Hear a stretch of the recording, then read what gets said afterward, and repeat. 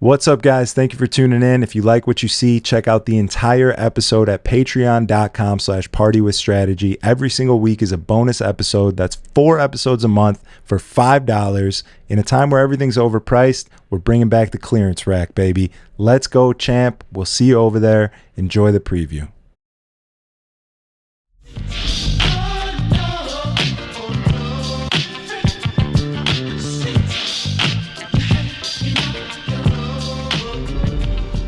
Welcome back to the Party with Strategy podcast. Strat-Pack's in the building, baby. Patreon episode. It's been a jam-packed week.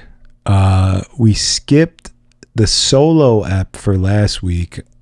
Sopa was in here and he hit a couple of nerves, and I got a little passionate about some things that I probably shouldn't have been speaking about, so we had to throw that on the Patreon. I hope you guys enjoyed it.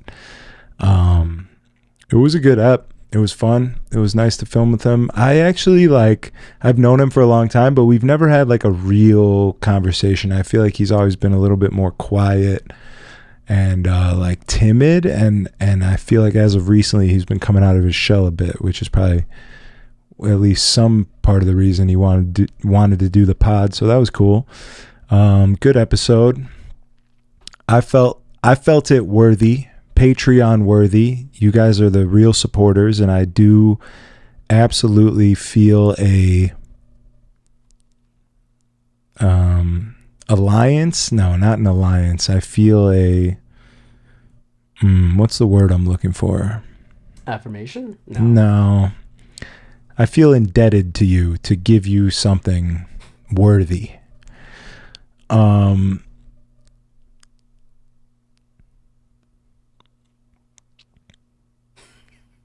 I just stopped talking after that. It's been a long week. It was our first Wednesday that we started at Celeste. So me and Heavy are now Wednesday, Thursday, Friday, Saturday. I'm back to DJing 4 nights a week, which is really, when I got home from Houston, something that I vowed never to do again. Because the last time I was working that much, I was hating my life. But also, the last time I was doing that, I had no real plan. I had no real goals set. I wasn't working with people that were also on the same page as me, looking to progress forward and level up. And that is something I have now. So that's exciting. It definitely makes it better. It makes it easier. It makes me happier. I'm more positive going into work. It doesn't feel like a job as much as it feels like a mission that I'm going to try and accomplish, which I like a lot. We are, in fact, on our way to making Celeste the #1 destination in Chicago nightlife. I say that it just came out. Really, so sorry. And also, it's really a feeling like I feel in that room. And it could just be me, but I don't think it is. I think it's real. I think it's real because it's not just me working at that goal. It's everyone in that building. Everyone in that building is working together well and is looking to do the same thing, is to try and bring fun and excitement and a bubbly feeling in your stomach to going out at night. I remember sometimes getting ready to go out, in 2016, and it was just I couldn't wait to get out the door. It was exciting. It was holy shit. This city is on fire, and it just feels good to be out and breathe Chicago air with Chicagoans and drink not Chicago liquor. No PBRs? No Malort, no PBRs. We're drinking Blanco. We're bringing Blanco back. But I kind of feel that way about Celeste. And there is little slivers of, holy shit, I don't want to fucking get off my ass and go to work right now. Of course, I don't think you could ever get rid of that. But then getting to work is like, oh shit, I forgot. This is dope as fuck. And I really enjoy this. That's a pretty standard feeling for me, at least, especially with work. Like making a clip. I like to get myself to go and open the laptop and make a clip of this podcast sometimes is like the most grueling thing. For some reason, I reject it so hard. I push it away. I'm like, ugh, I don't want to do that. I'd rather play video games. I'd rather watch a show, whatever the fuck it is that my brain's trying to sabotage me to do. But then if I actually get myself to do it and I'm in Premiere Pro and I'm working on it and I'm stitching together sentences that don't even exist, but they seem seamless, and I'm creating and I'm crafting, I'm like, oh shit, I fucking love this shit. Like, this is awesome. But for some reason before, I just try and convince myself not to do it. I don't know what it is, but that's neither here nor there.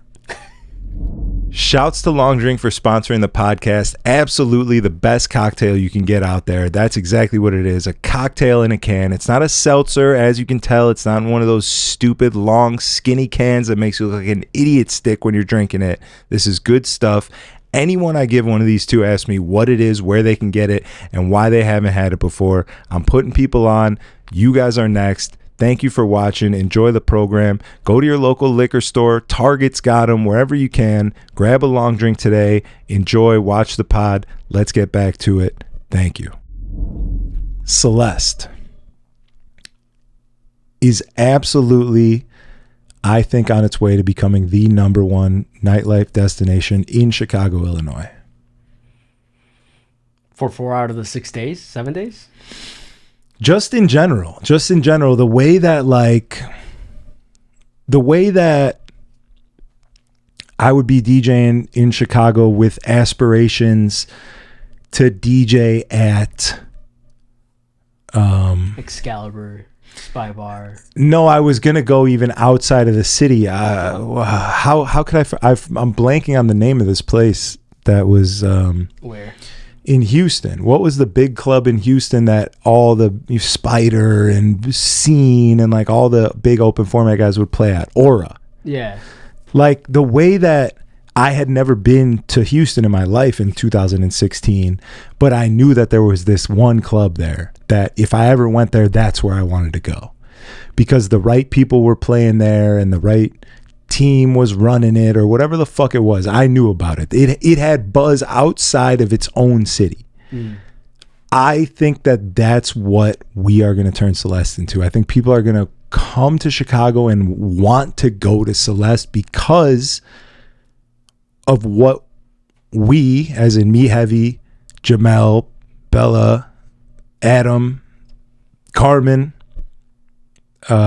I think those are all the people's names. Arturo, Natter, like anyone there, White Shadow. Everybody there is on the same page working towards that, making it something special. And I think that it's coming to fruition and it's going to spread.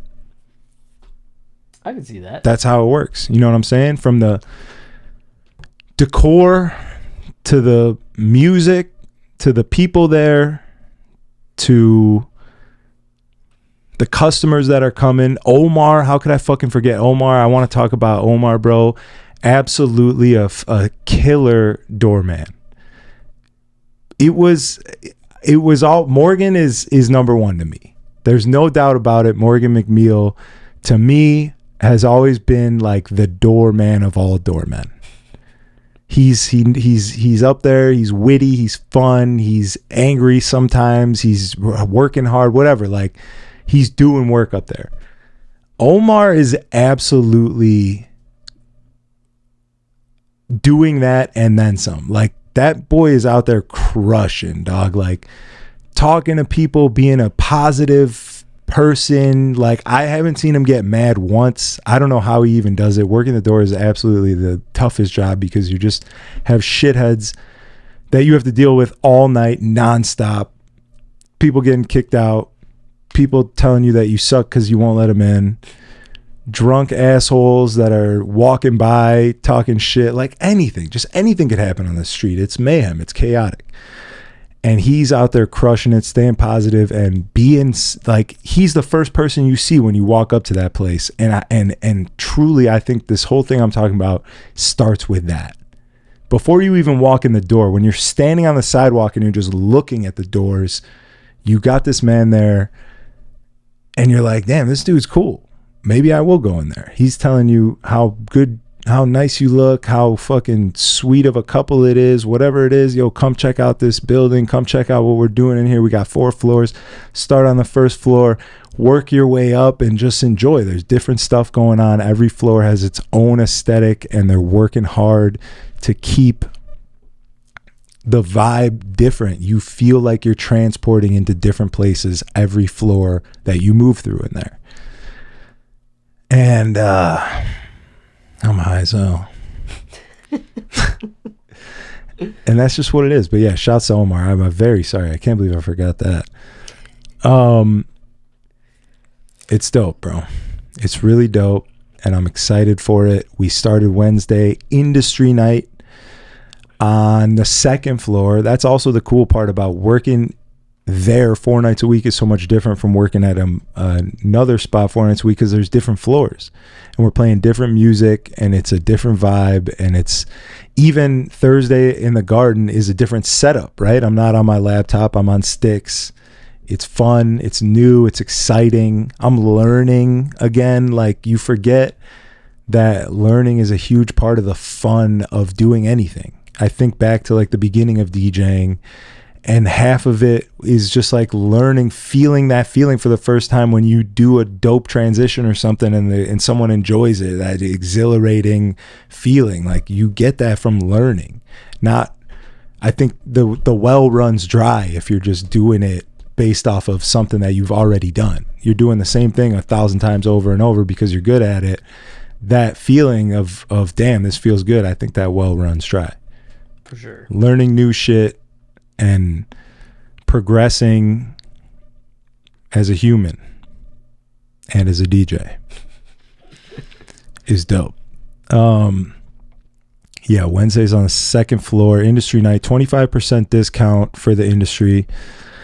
And that's all service industry. That is that's all hospitality industry, which is service, like restaurants and bars and shit, or even hairdressers are included in that because they have to be hospitable people, coffee shop workers, concierge, anyone that's like dealing with other humans and has to be hospitable to them is what is included in industry discount, industry night. I think it's $10 for a shot and a beer, certain special, but I'm gonna be honest, to me, a real industry night in this city at least is a 50% discount for industry folks. This is food and drink are discounted at 50%. Like that's how I know that you're really opening your doors to the industry. We used to do that. I feel like Bull and Bear used to do it. Butch's used to do it. There's a bunch of key places that definitely did a 50% industry discount. But, you know, inflation's a little crazy right now. Things are pricey, or, you know, whatever you want to say. I pitched the 50% discount as my pitch for doing that night. Obviously didn't make it that far, but I will tell you that I'm going to go back and pitch that we do some sort of like VIP card, some sort of card that will get that you're an upper echelon, upper tier industry person that supports regularly and whatever. I feel like there should be a little VIP industry card. That's the whole point of me bringing this up, is that's my next pitch. Yeah, I remember someone used to do that too. I forget who it was that used to tell me that, like, oh, I have a card for this, and like every time you showed it, like they'd let you in, they'd hook you up at the bar. I don't know if it was Mannequin or it used to be someone. It was like a red card. I really remember that on there. Yeah, that was like when I was young, like 20s. It's definitely been a thing, which that's I think another cool part about it is we're bringing something else back. Like, we're really, I don't think that place is trying to like reinvent the wheel at all. I think they're trying to bring us back to the basics. What really makes somebody want to come out in the first place. Well, alright. Battle raps cause I've shaken grown men to the point that they can't even face their own friends. That's why they rhyme about jewels, not life, cause the ice on which they skating is so thin. That's what I love about the human soul. It'll usually show when the truth ain't told. Use a lie.